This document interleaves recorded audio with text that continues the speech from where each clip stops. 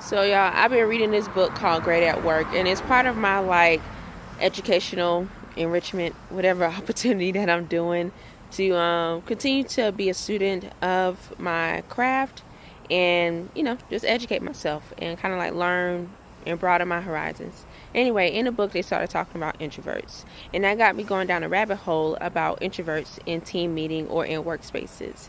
And when I was looking at videos about introverts in corporate spaces, it was a lot about how do we fix them, how do we fix them, how do we fix them. Now the thing about being an introvert is that an introvert, it has its own little special power because you are a strategist.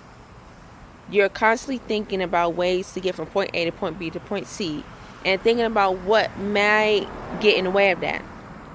Now the problem with that is because you're constantly in your head trying to think of how to get from point A to point B to point C, you're not getting any not necessarily feedback, but you're not getting any alternative opinions that can come from being in a group. But I'll just say this one thing. If you allow if an introvert has their back to the wall, they will fight. Sometimes when people think about introverts, they make it seem as if like they're these like soft, coy little creatures that can't do anything just because they don't want to be the loudest person in the room. That is not motherfucking the case, okay? That is not true. If you put anybody in a corner, they will try to get out of it.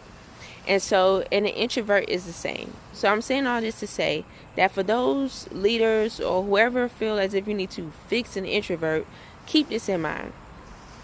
Give that introvert or that person that you would like to hear more thoughts from or opinions from, give that person an opportunity to have their back against the wall. They'll talk then. Because I know that if something is on the line for me, my ass gonna speak up. Because self-preservation is key. So don't stop going like this narrative of like, oh, you need to be more confident. No, nigga, confidence can look different, okay? And just because an introvert doesn't showcase their confidence by being the loudest person in the room, that does not mean that they are not walking with confidence.